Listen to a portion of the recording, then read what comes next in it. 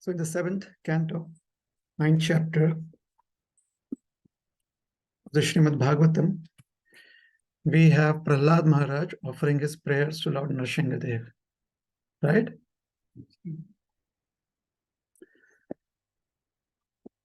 So what had happened was that Nrsimhadev had appeared, isn't it? And it was very scary. It's not easy to have Nrsimhadev appear.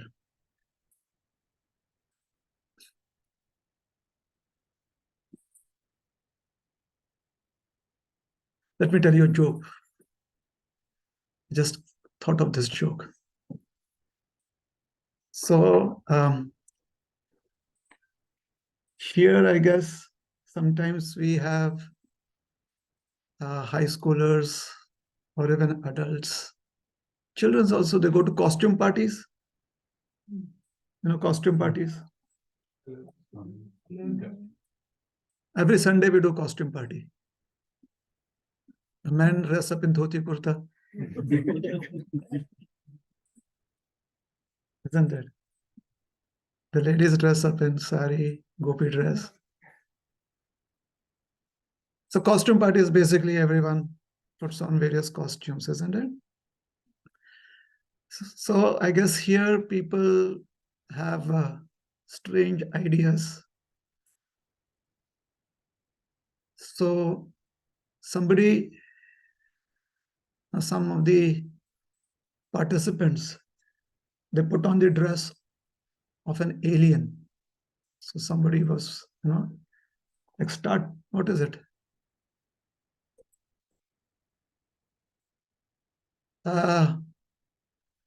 I'm bad.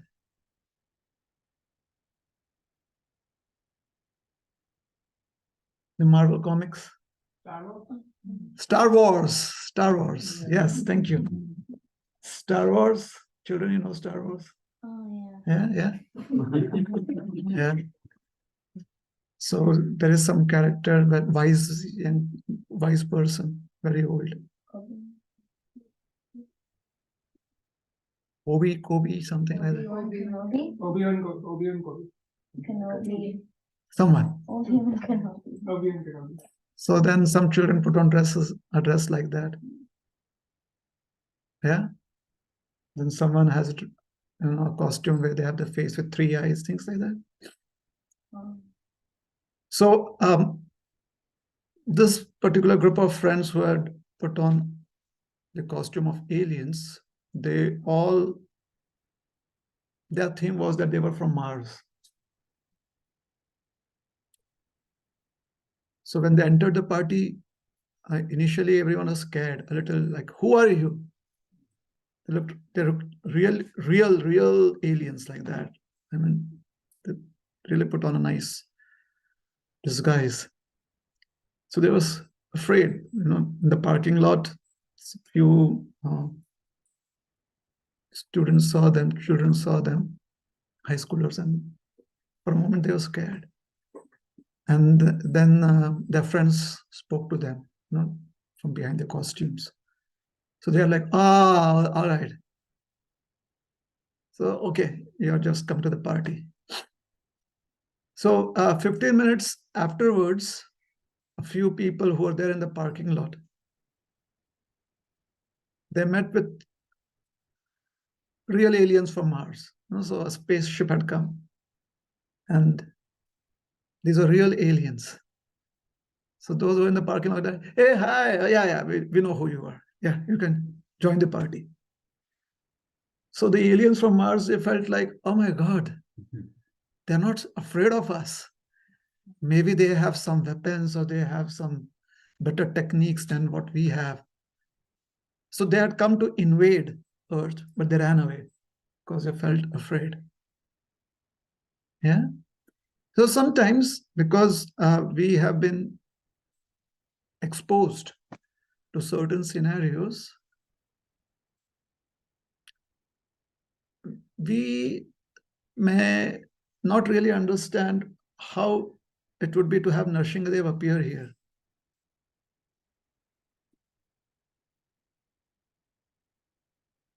It's like Brahmaji is afraid of him. Indra is afraid of him. Fearful, not afraid, but fearful of his presence, his appearance. They're happy as long as he is stopping all the demons. But when it comes to approaching him and welcoming him, everyone is like, not me, not me. So even Mother Lakshmi is not feeling comfortable. Do we have dramas here put up sometimes about Nrsimhadev? And when Nrsimhadev appears, there was one drama that was put up of Nrsimhadev, all right? And Hiranyakashipu, and it was children putting up the drama. Maybe you should watch it. It's in somewhere in India. It's on YouTube. Maybe, I think it's Tamil. So Hiranyakashipu is like, where is Nrsimhadev? Where is this Bhagavan, this Lord? And Prahlad is standing there. And they're all fourth graders. So Prahlad is also as tall as Hiranyakashipu. It's just that Hiranyakashipu has a false mustache and, a wig. And Prahlad is clean shaven, well, he's a kid. So Prahlad is standing there. Hiranyakashipu is wielding his sword and is in this pillar. And he hits the pillar. And Nrsimhadev comes out with the mask. That's another fourth grader. With the mask. And there is a sound. And Hiranyakashipu becomes angry seeing him. Prahlad becomes fearful. So Prahlad runs behind Hiranyakashipu and hides. Someone, they sent us this clip. It was interesting. So it's not easy to have Nrsimhadev appear unless until you really have feelings for him. So Prahlad was very comfortable with Nrsimhadev. And Prahlad was not into video games or, they play games where they have the good guys beat up the bad guys. Some children do that at school, maybe. Punch, beat, hurt. So Prahlad never had that kind of experience. So this was his first time experience. He was seeing Nrsimhadev, the demons trying to attack him, and Nrsimhadev stopping them. They were getting killed. And Prahlad is simply standing there. He's not counting the score. He's not like, okay, Nrsimhadev, 20 points now, 30 points. He's so mesmerized seeing Lord Nrsimha. So Brahmaji approaches him. He says, Prahlad, please welcome the Lord. So Prahlad goes to him and he welcomes him. And he tells him, my dear Lord, you're so beautiful. And this was a shocker for Nrsimhadev. He had heard people glorify him, but somebody calling him beautiful. My dear Lord, your nails are beautiful. Your sharp teeth is attractive. Nrsimhadev was, he really loves me.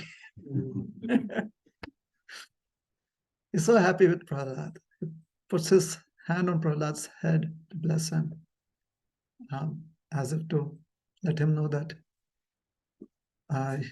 he is completely secure, sheltered. So Prahlad Maharaj, then Nrsimhadev tells him, ask for boons.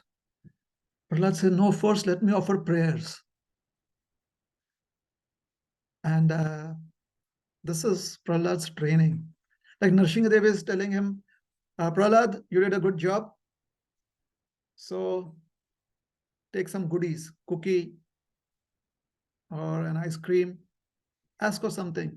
And Prahlad says, no, first let me offer you my prayers. So Prahlad starts offering him prayers. And then Nrsimhadev tells him, ask for a boon. And Prahlad says, my dear Lord, The boon that I ask for is in chapter 9, text number 44.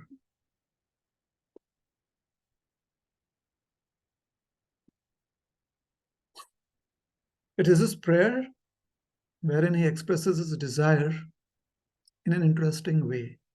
Obviously, we've heard the story that he asks Lord Nrsingadev to bless his father, isn't it? Here we'll see another aspect of Prahlad's desire or his vision in life, his perspective. Okay, so everyone's got the verse?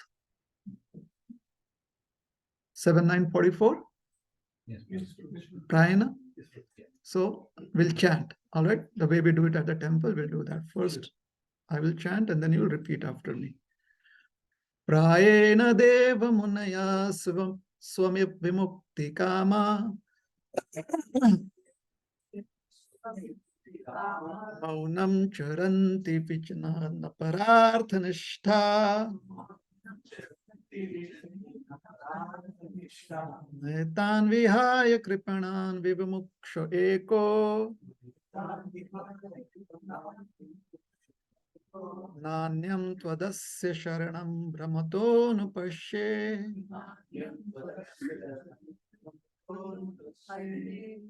Translation.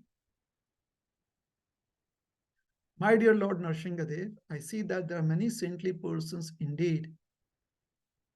They are interested only in their own deliverance. Not caring for the big cities and towns, they go to the Himalayas or the forest to meditate with vows of silence, Maunavrata. They are not interested in delivering others.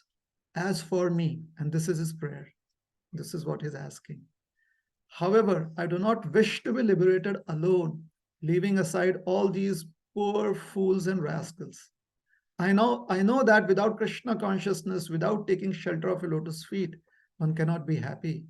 Therefore, I wish to bring them back to the shelter at your lotus feet. All right? So this is Prahlad's prayer. Now, Prahlad is just a 5-year-old boy, 6-year-old boy, just 5 to 6-year-old. Elementary school.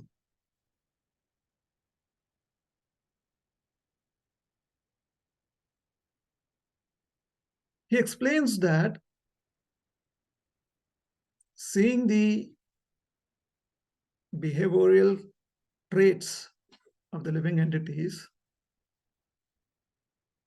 he realizes that they need some hope, they need some facilitation.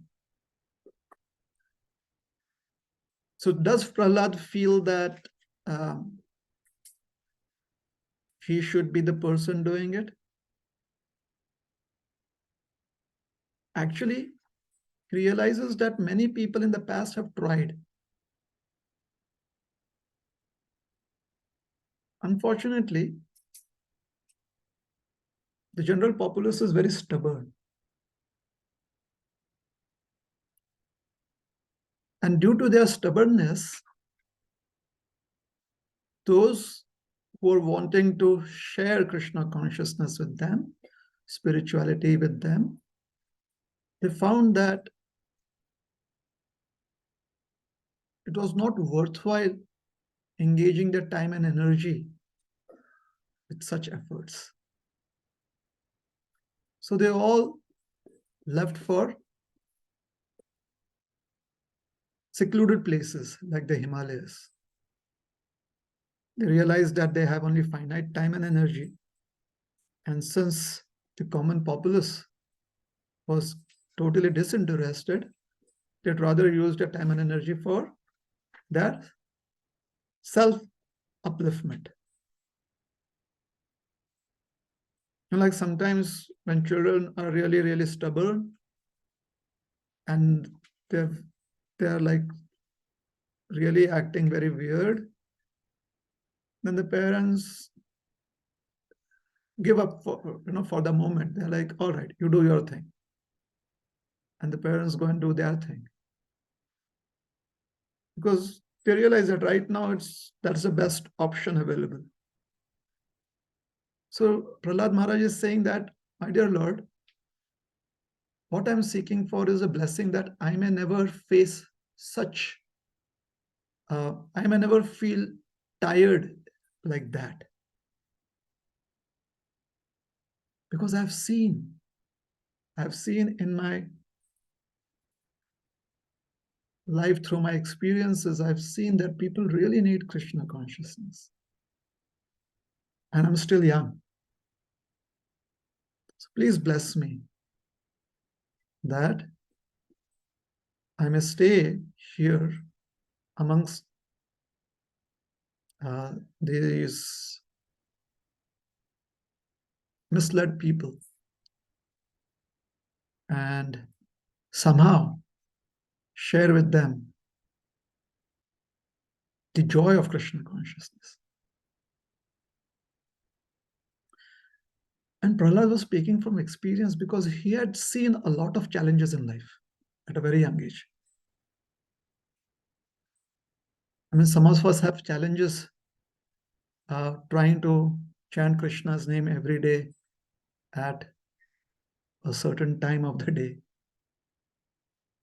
We find challenges trying to have a regulated life. In Prahlad's country, chanting was banned. Where Prahlad lived, anything to do with Vishnu, all of that was a punishable offense. So he knew what it takes to be Krishna conscious under very difficult circumstances. And this is what realization helps us with. Realization, it allows us to see that which is practical and that which is possible. Life gives us a lot of experiences.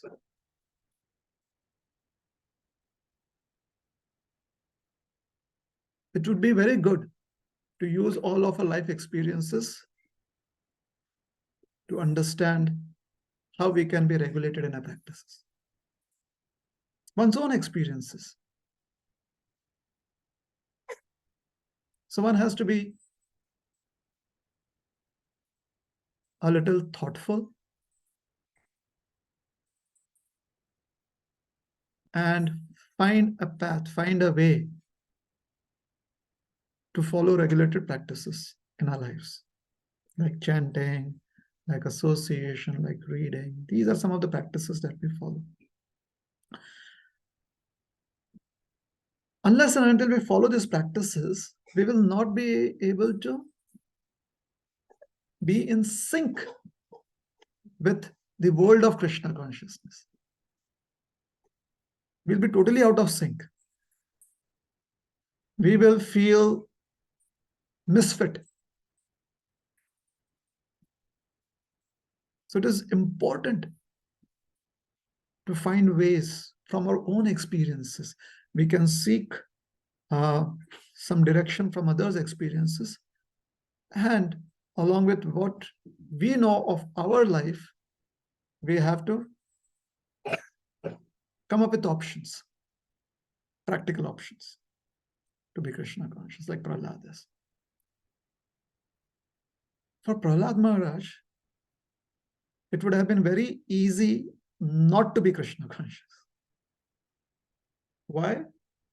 Because he had all the material facilities that he could ever need in life and much more.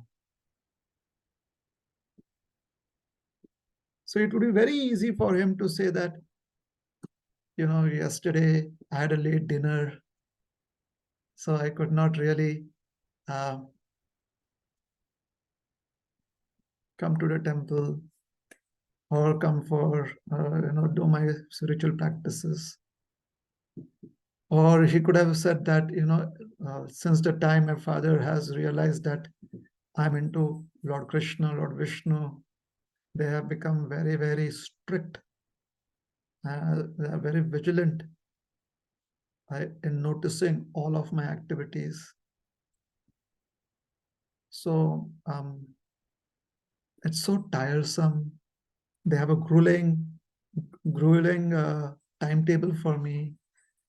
So the weekend is the only time I get. However, what did he realize was Nanyam Twadasya Sharanam Brahmatonuprishya. That other than the shelter of a lotus feet, my Lord, one simply is Brahmatonupashye. One is simply being bewildered, trying to find some kind of shelter, running after the mirage of material happiness.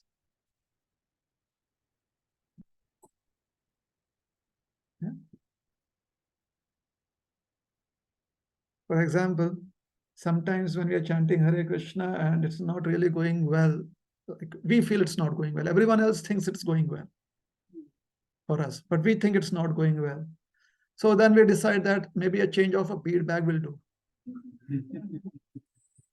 It's like you get a new bead bag, put your beads in it, put this into the washing machine, wash it. Now I have a new bead bag. I can start fresh. All right. So we try to run around like that. It's not that we should have our soiled bead bag with us always, no. But trying to seek shelter somewhere else. Maybe a new bead bag will help me practice. Maybe a change of place will help me practice. So it's familiarity basically. The bead bag seems familiar, the place feels familiar, isn't it? There are at our temple in Chowpatty, we see devotees who live outside the temple and there are devotees who live in the ashram, in the temple premises. So those who come outside, from outside, they have finite time. So they are really chanting sincerely. And those who live in the temple, they know that they have the whole day. So for them, they're thinking, they should not be thinking, but maybe I should change my place. Maybe if I have a house, I can chant there nicely. And those who live in their own personal individual homes, they're thinking that maybe if I go to the temple, I'll chant nicely. So let's suppose this person who lives in the ashram has their own house. After 2 years, they are going to be coming back to the temple because it's not working in the house. And those who are coming to the temple, after 2 weeks, they are like, okay, I can take a day's break and do chanting at home. So this endeavor to try and seek pleasure in alternative means is what is misleading. It's not that we should not do it. We can, we can change up, seek a change of place, like, we move to another place and there we do our sadhana properly. However, the motivation should be to do the sadhana properly. The motivation should not be instigated by thought that the change of place will help me do the sadhana. Does that make sense? For example, for the temple program, generally, do you have different menu or sometimes it's the same menu? Let's say after Srimad Bhagavatam class, khichdi. So mostly it's khichdi, it's the same cook. So it's the same flavor, most probably. So then you think, oh, we are going to the Dev Sadan Mandir now. All right? And there you go. and you attend Bhagavatam class one day, some day of the week. And there they serve you prasad and it's khichdi. And you're like, all right, at least it's a different cook. So you eat the khichdi and you really love it. And you're like, maybe I should do that. 2 days I should be at Farmington Hills for khichdi and 3 days at Devasadan Mandir for khichdi. So and you adopt that practice. So after 2 or 3 days, you want to, you are in the kitchen and look around. So you see the cook there and you're like, Prabhuji, you make such nice khichdi here. And he tells you, no, it comes from Farmington Hills.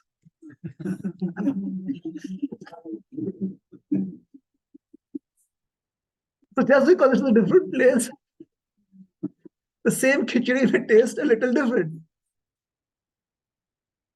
So the expectation with which you go to a different place is actually what makes you feel a little better. And those who are too picky, they may have their own flavor of khichdi there. And when they eat khichdi, it's the same like Farmington is. Same flavor. And then the cook says, no, I cooked it. Maybe both of you cooks are brothers. You got trained up in the same place, same flavor. So Prahlad Maharaj says, Nanyam Twadasya Sharanam. The shelter of a lotus feet is the only place of variety and security. It's not static. It's very dynamic. The shelter of the lotus feet of the Lord is very, very dynamic. And hence, he says, those who do not realize that they are meandering here and there, they are running this way and that way to find some shelter. All right. So Prahlad is being very, very particular about why he wants to stay back. He has an intellectual reason behind putting forth his desire. He has thought about it. And this is important.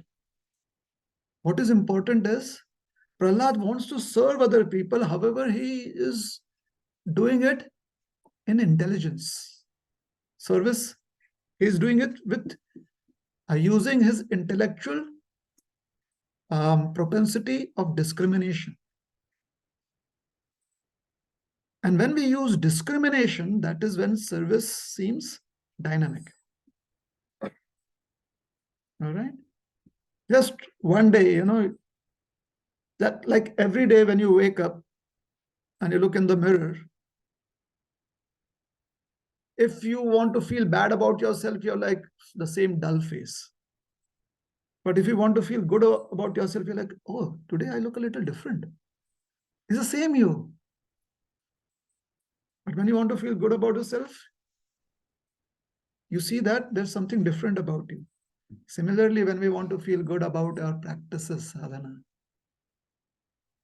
then it feels different every time we practice. Is that helpful? So what helps us understand the difference? Our intelligence. The intelligence is that figures out today is another day. Today has come with another option to be happy, to be joyful, to practice, to understand Krishna. Okay? So Prahlad Maharaj is expressing this desire. And this is a very innate quality in those who are fixed in Krishna consciousness. They have sharp intelligence, which is completely enveloped with the flavor of devotional service. Hence, what does Krishna say? For somebody who's constantly engaged in devotional practices, he gives them the intelligence to come to him. Tadami buddhi yogam tam yanamam upayanti te. Yes.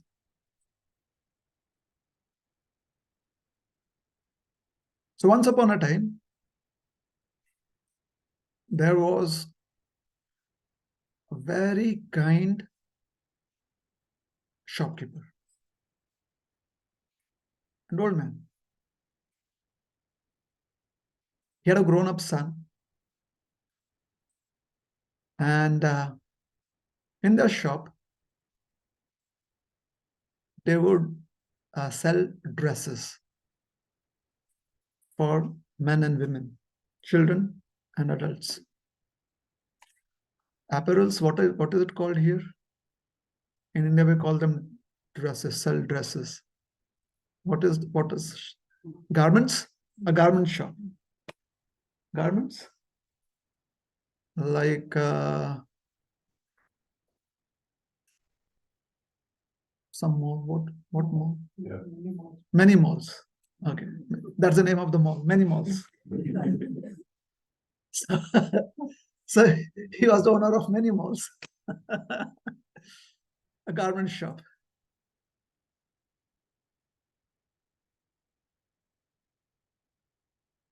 He had a grown-up son, full of energy and very sharp, very uh, business oriented. So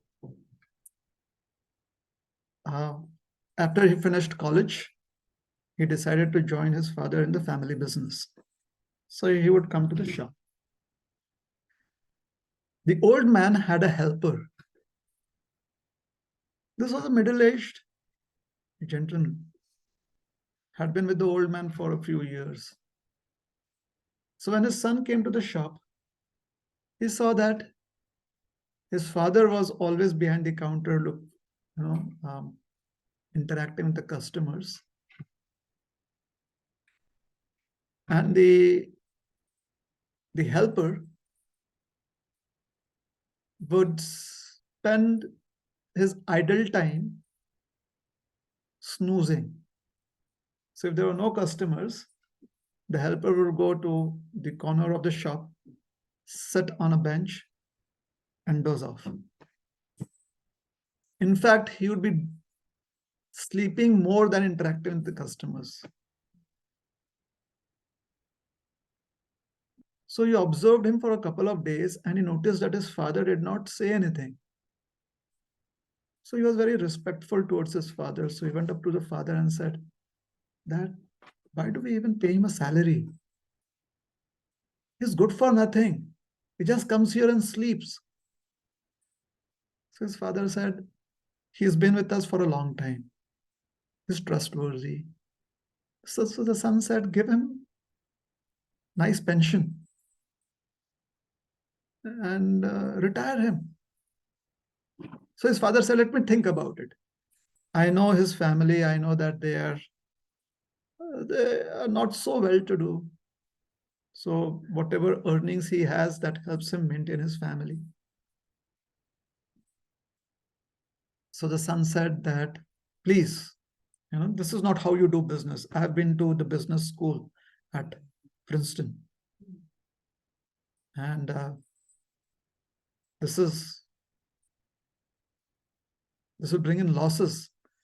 And what to speak about the customers when they see that our own helper here is so unenthusiastic, they would not be happy to come to our shop. So actually, this is bad advertisement for a shop. So I'm not telling you to fire him. I'm telling you that give him retirement." The father said, "All right, I'll think about it." So that evening, the son told him that tomorrow I'll come in a little late, and please, you should talk to him. And if by tomorrow is gone, then I can put in an ad in the local newspapers for a new helper, and then I'll interview that person and we'll get it done. So his father said, "All right." So next day, the son comes a little late morning. And when he when he's at the entrance to the shop, he sees the old helper sitting on a chair right outside the shop and is dozing off.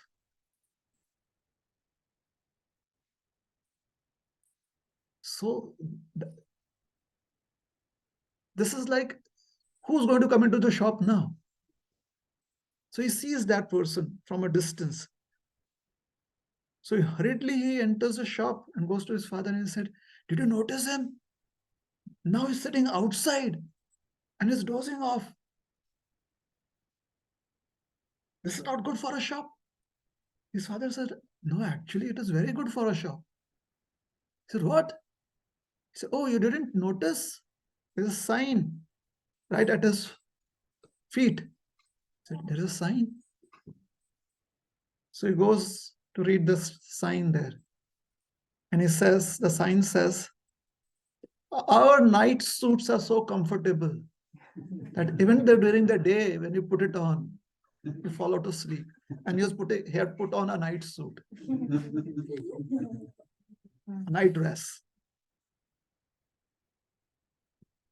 When he comes back to his father, he's completely like bewildered. His father says, "We have to order new supplies. All our stock of night dresses are over. So many customers who came in." So this is what wisdom does. And wisdom comes through experience in life. It helps you see options that a young, unexperienced life would not see. Yes? Like Srila Prabhupada's wisdom. So Prabhupada said that you should be very strict in practicing Krishna consciousness. So they asked him, "How should we be strict?" He said, "You have to chant Hare Krishna on beats." They said, "Oh, we can do that." And Prabhupada said, "So you'll have to have beads with, or a bead with 108 pieces. And you have to do 64 rounds on it." They're like, "Oh my God, that would take the entire day." And Prabhupada said, "Precisely, that is the idea." Can you imagine? The idea of Srila Prabhupada was that we take the entire day to chant Hare Krishna, which we actually do, but it is only to chant 16 rounds. Right? Well, his idea was that we take the entire day to chant at least 64 rounds. So we'll get there, right? At least now we have come to come to that state where we can spend an entire day chanting. Slowly we'll come to 20, 25 rounds, 64. Anyways, Prabhupada said first quantity, right? Then quality. So the quantity is an entire day. So they said, "Oh." And so Prabhupada was so intelligent. He said 32 rounds. They're like, they could breathe a little easy, but still it was suffocating. So Prabhupada said 16 rounds, no less. At least 16 rounds of the Hare Krishna Maha Mantra. Intelligence. Render service or have service rendered by others in ways that is possible for them, practical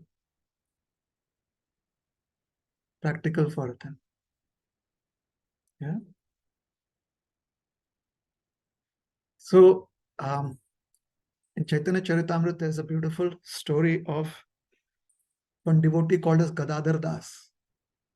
Have you heard of Gadadhar Das? Have you heard of Gadadhar Das?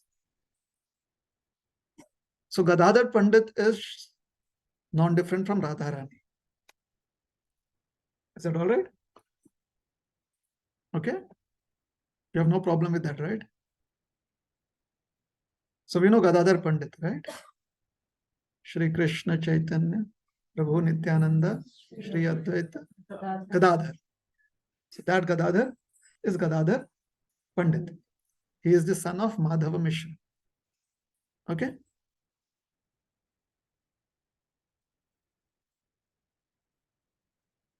Think about it. His father's name is Madhav Mishra, his name is Gadadhar Pandit. No Mishra.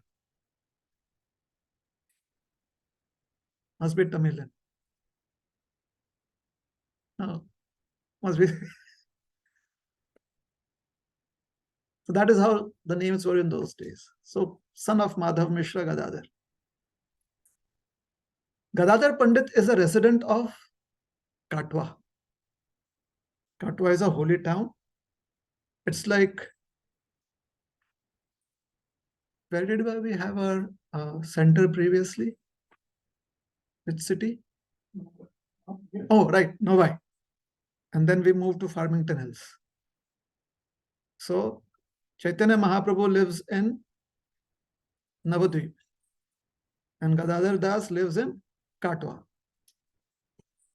Just 20 minutes drive. Kantak Nagar it was called then. Now we know it as Katwa. Most ISKCON devotees in the West call it Katwa.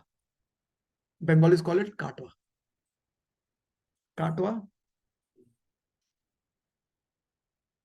Prakrit Bhasha, Kat. So it was Kantak Nagar. Kantak means thorns. So Chaitanya Mahaprabhu had taken sannyas there. Since that time, people are calling it Katwa. Okay. So Gadadhar Das. Gadadhar Das was very inspired by Chaitanya Mahaprabhu. Chaitanya Mahaprabhu had told Haridas Thakur and all the devotees, Jare dekha tare kah Krishna upadesh. Amar agnay guru hai tare desh. Whomever you meet, please request them to chant Hare Krishna. Is that all right? So he took that as his mission in life. He would meet people and he'd say, please chant Krishna's name, please chant Krishna's name. And people would look at his simple demeanor and they were like, okay, Krishna. He'd say, thank you very much. Can you please chant Krishna's name again? And they'll say, Krishna. And he'd say, thank you very much. Please say Hare Krishna. And they would say, Hare Krishna. Thank you very much. But there was one gentleman that the entire town was afraid to approach because he was the local magistrate, very strict. And at the same time, he was from a different caste, different community, different religion. He was the Qazi. So Gadadhar Das, he said, oh, Chaitanya Mahaprabhu has asked us to go to everyone and ask them to chant Hare Krishna. So he went up to the house of Gadadhar Das and the local people were like, he went up to the house of this Qazi and the local people were like, don't go there, don't go there. He's like, oh yeah, I'm going there. He couldn't hear the word don't. He's like, go there, go there. That is all he could hear. Selective hearing. Like at a temple, we have selective hearing. And now is the time for prasad. Ah, okay. Isn't it? So next weekend, we are going to have Kirtan. Very nice. And before that, there is going to be some discourse. Okay. So at the house, it's getting late. No, just the discourse is going on. Kirtan is afterwards. So we can go during Kirtan time. See, selective hearing. Does that happen? It could happen, isn't it? Or some people are like, lecture after Kirtan. We just came for the discourse. We are leaving. So they leave. So selective. They choose what they want to accept. So selective hearing, Gadadhar. Don't go there, Gadadhar Das. Oh, you are wanting me to go there? I'm going there. Yeah. Don't push me so much. I'm going there. I know. I'm right there. So for some distance, people tried to stop him. But when they saw that he was determined to go up to the house of the Qazi, they felt that, oh, this is going to be a danger to our own lives. They just stepped back and they said, what can we do? If he wants to put his hands in the mouth of a lion, hungry lion, that's his business. So And whenever somebody tries to do something extraordinary, the common reaction of people is that watch from a distance. And if you have your smartphones, then obviously take it out and be ready to record. Something very extraordinary is going to happen. It's like, let's say, the disciples, they know that the Guru Maharaj is coming. So they are like just looking, and if they're at the airport, so they are looking at that gate. So many people stream through and they're waiting with their phones like that. But they hardly care for anyone that is walking through. And then their Guru Maharaj walks. It's as if they're seeing their Guru Maharaj for the first time. Isn't it? Something extraordinary. They start crying, falling down to him. Once I was at an airport many, many years ago. Was it here? Maybe it was in Detroit or maybe Pittsburgh, somewhere. So the devotees at that time, young adults, that come in a couple of cars. And then they got out of the car and they offered full dandavats. And I'm like, what are you doing? And it was one of my first times to USA. I was like super sensitive. I was like, okay, there's a lot of racism here, I guess. I have to be careful. I'm brown. First time. And I'm like, even if I sneeze and if it is out of context, my sneeze, the cops will come and ask me, why are you sneezing? They'll give me a ticket for that. So I was so careful. And there are 2, 3 devotees like that. They're in full costume party. Dhoti, kurta, tilak, bead bag, dandvat. And a cop actually comes over. He's like, what's happening? So now the devotees goes and starts preaching to the cop. He's like, all right. It is a religion thing. Okay. Just don't do it here. Yeah. So when devotees have Krishna, they feel completely, they have such bravado. So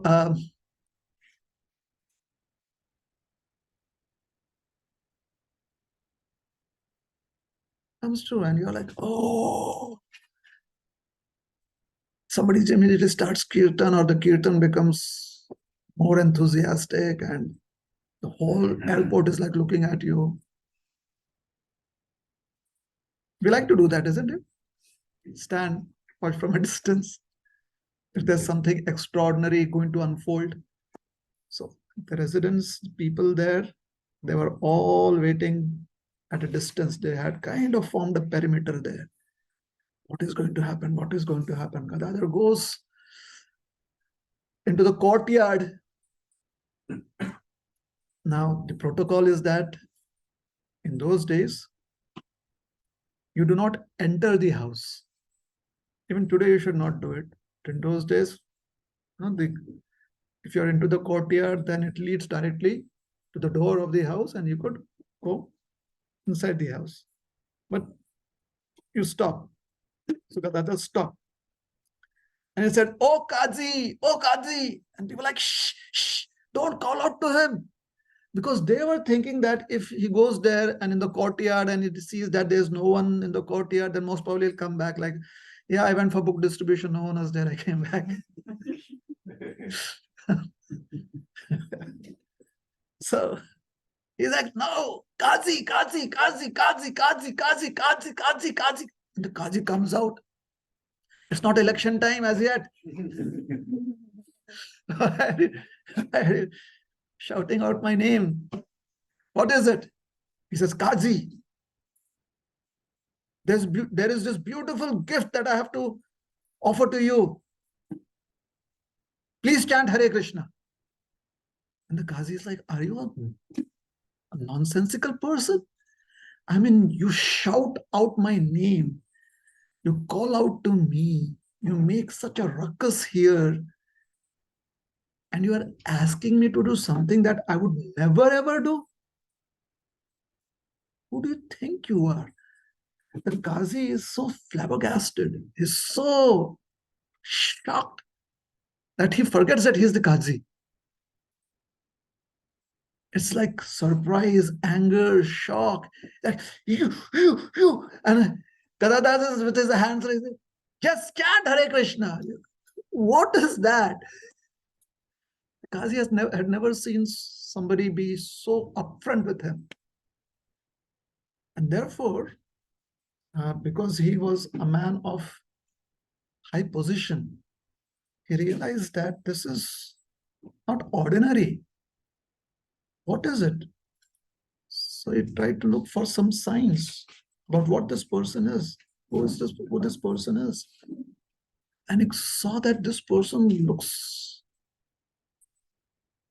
has such a glow. This person seems to be so very happy, so very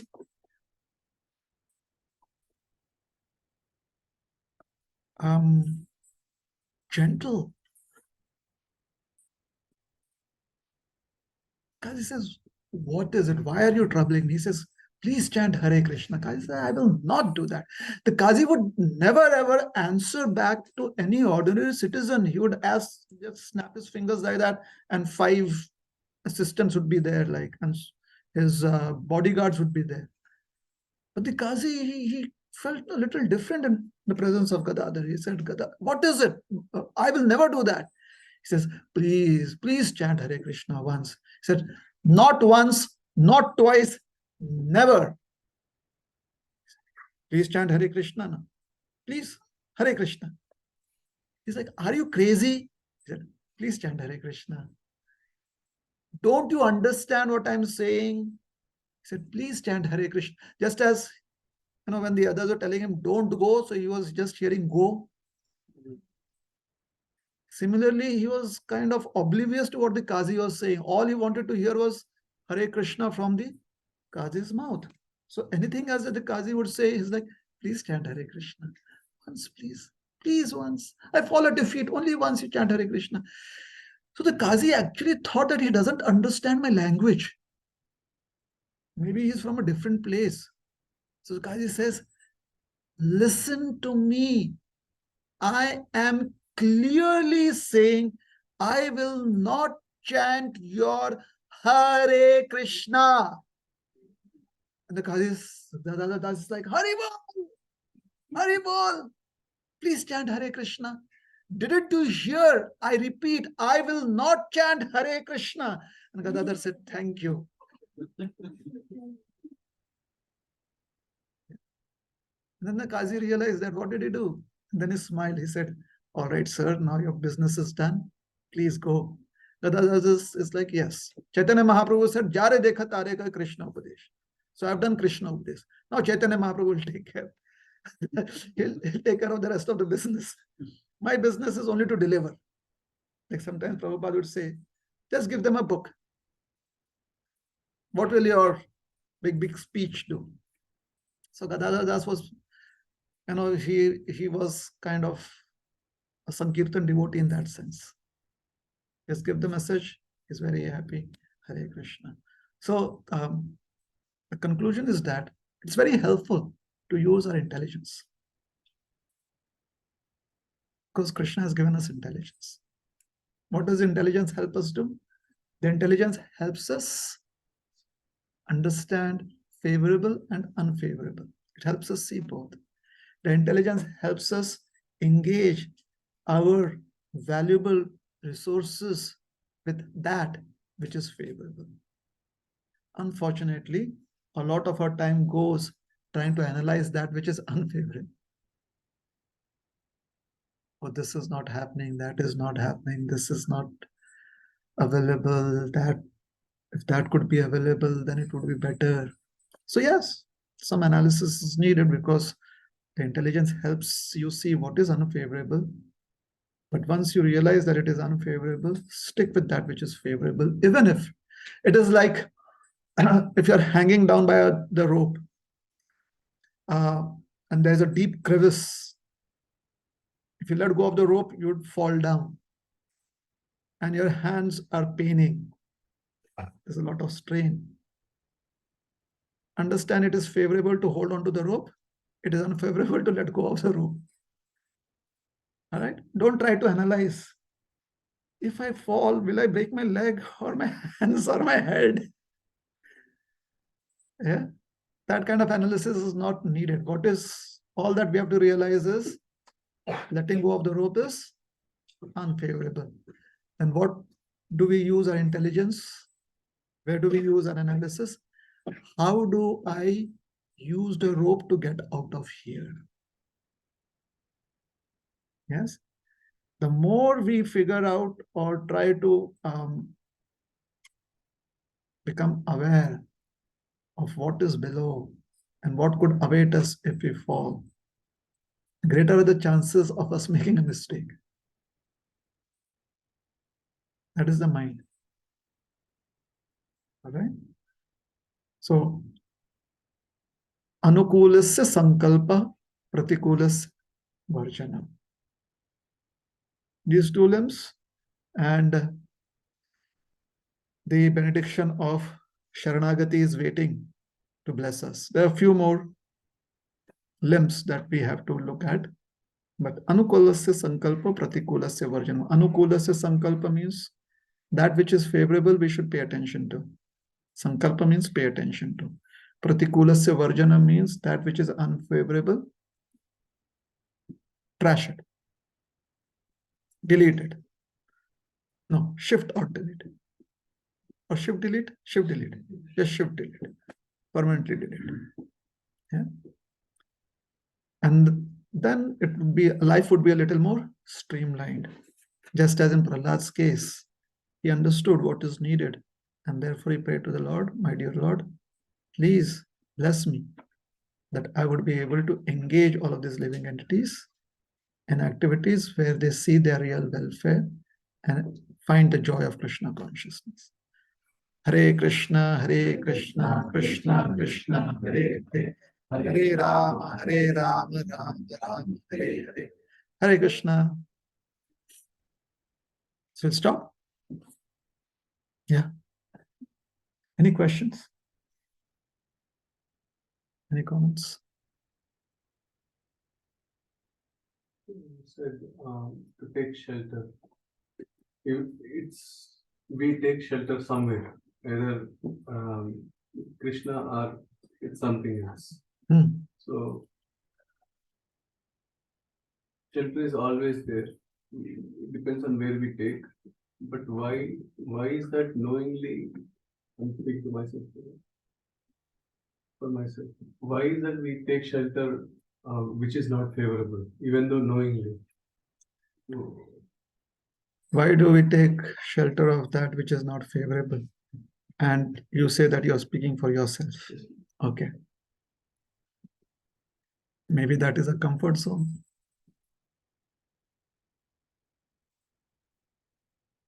Like people know that they should not be watching TV, sitting on the couch, eating potato chips. Because you never know when to stop. Still they do it. It is comfortable. They feel comfortable there. So they need to see real entertainment now. They need to find other flavors that are really healthy to eat, to watch, to have entertainment in. So expand your kshetra, karma kshetra, your field of activity, expand. Get a taste of what it is like. At least to lose that taste of what is not. If you lose that taste, then you'll be hungry for some other taste. It's like freeing up space on the hard drive. Sometimes you're like, oh, these are pictures from when I was 10 years old. And the hard drive is saying, I'm full, I'm full, I'm full. And you're like, I have 101 pictures. I was thinking I could make it 108. But the hard drive is full. What do I do? So you look at all the pictures, like, this is a little different. Here my finger is like this, and the next picture it's just like this. I'm not sure which one I should delete. So that attachment is unfavorable. And the reason is, till the time the hard drive told you it is full, till that time you would hardly look at that folder. It is only when you try to look at what you have to delete, you find that, and you find that folder, and for the next couple of hours, you're just admiring yourself. Oh, this picture, we were there. Yeah, that was so good. I was so happy, and I look so good. And the hard drive says, delete. Like, yeah, I know. Please, let me enjoy this. Let me be in this comfort zone. So when you find either you find something very pressing that you need to, otherwise you're going to lose it. That is when you're like, okay, just delete and forget about it. And sometimes it can be painful. When you delete that, when you give up the unfavorable because it is attachment, it can be painful for the next 3 days. You can know for the next 11 days, you can call devotee for Shraddha. Like on the 5th day, please come, I deleted my pictures. On the 11th day, please give blessings that my pictures are in a very nice place. They found next destination. And then close chapter. Then you can do yearly Shraddha after that for your pictures. So the need, the urgency, and the benefit of that kind of surgery, that kind of giving up, coming out of your comfort zone could be helpful. All right. And I was not saying that we have to take shelter. It is Prahlad Maharaj. If I were to say something, I would say different. So it's good that I'm just repeating Prahlad Maharaj's statement. Okay. So Prahlad Maharaj says that the general populace, not understanding their real benefit, they run helter-skelter in different directions. I know, because I've seen in life. I've seen the ups, I've seen the downs. So I know that taking shelter of you is so helpful.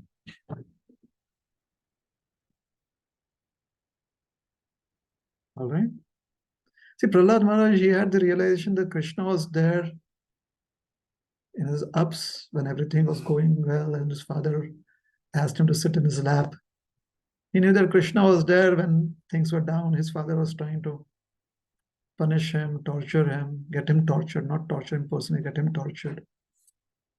And finally, he was going to, cut him to pieces with a sword, I guess. He was trying to do that. He knew that Krishna was there. And then Narasimhadev was present and he saw all of the demons, the asuras, getting killed. And after everyone was killed, he saw the demigods being afraid of Narasimhadev. And he knew that Narasimhadev is there, Krishna is there. So he's seen Krishna through all phases.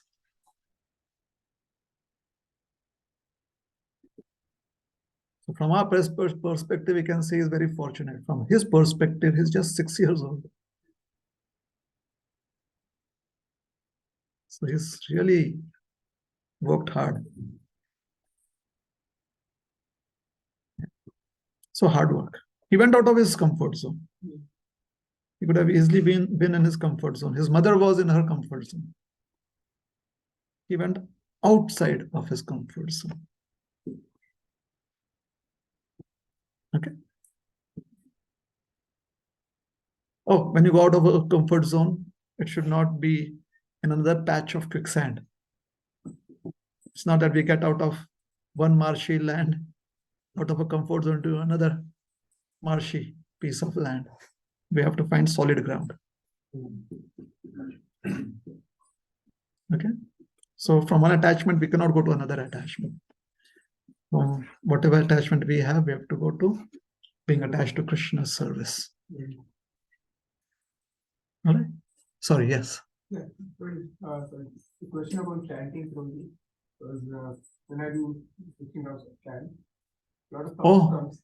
Thank you very much. And it's amazing. Please continue doing 16 rounds forever. It's really glorious. I don't get to hear that often. You know, I travel in planes. Nobody tells me that, hey, I chant 16 rounds. You know, no one tells me that. All they say, the hostess is there. She's like, welcome, good morning. And all I can say is good morning. I'm not like Gadadhar Das. Please chant Hare Krishna. I wish I were 4 years old. Then I could do that. And, oh, lovely child. What was that? Hare Krishna. Like, yeah, good. My business is done. So I feel like I'm not fully concentrating on that because a lot of thoughts comes and go, and yes, nowadays, you know, right? No, not nowadays. Sorry, it's like mind equal to Maya. So that's what was any thoughts on that? I mean, how we can improve? I mean, I can improve that. Let the mind not go to Maya. Oh, there's an interesting statement by Krishna.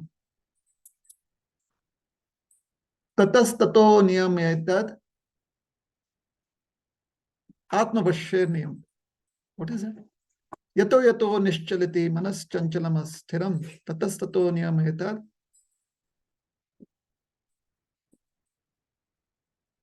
What is that? What is the last line? Vasham nayet.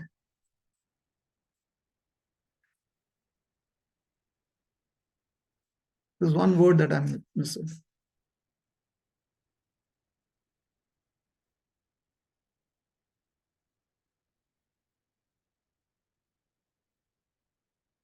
Atmavashya, no. Atmaneva. Atmana eva vasham nayet. Thank you. Atmana vasham nayet. So wherever and yato yato nischaliti. Whenever and wherever the mind gets distracted to, that is the nature of the mind. Manas chanchalam asthiram. Tatas tato niyametat. You, with your strength, with your intelligence, forcefully bring back the mind. Niyametat. Atmanyeva vashamnayat. And thus, you be the master of the mind. This way you can control the mind. There is a saint who has written a couplet about this. He says that the mind does run here and there. You don't run after the mind. All right? So after some time, the mind will come back to you if you don't run behind it. You become the controller. Yes. The mind cannot exist on its own. So it has to come back to you. So the mind is feeling that if it runs, you'll run after it. So if you don't run after it, then it will come back. Okay? All right, so we'll stop here. Thank you very much. Hare Krishna. Srila Prabhupada ki jai. Gaura Bhakta Vrinda ki jai. Srila Prabhupada ki jai.